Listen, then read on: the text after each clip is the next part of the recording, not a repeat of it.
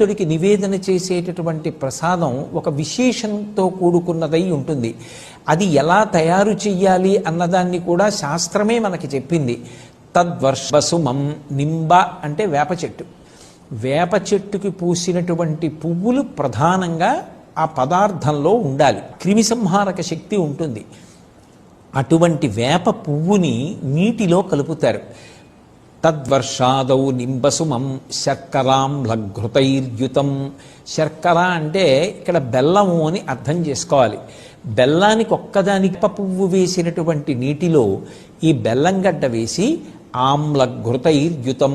ఆమ్ల అంటే చింతపండుతో కలిసినటువంటి పులుసు, చిక్కని పులుసు పదార్థంలా తయారు చేయబడినటువంటి దానిలో ఈ బెల్లం ముక్క నాని కరుగుతాయి. వేప పువ్వు యొక్క సారము దిగి వేప పువ్వు పైన తేలుతూ ఉంటుంది. అందులో ఘృతైర్యుతం, ఆవు నీతిని కలపాలి. లోకంలో మూడింటేదం. ఆవు నెయ్యి అమృతంతో సమానం.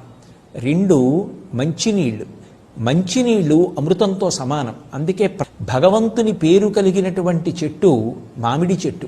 పైగా ఉండడమే అంత గొప్పదైనటువంటి మామిడి ముక్కలు కూడా కలుపుకోవడం అనేటటువంటిది సంప్రదాయంలో అలవాటుగా ఉంది. ఈ ప్రసాదమే ఈశ్వరుడి యొక్క అనుగ్రహం కనుక ఆ ప్రసాదము ఆ సంవత్సర కాలమంతా కూడా వ్యక్తి ప్రశాంతమైనటువంటి స్థితిలో జీవించడానికి కావలసినటువంటి వ్యవస్థని మనకి అందిస్తుంది.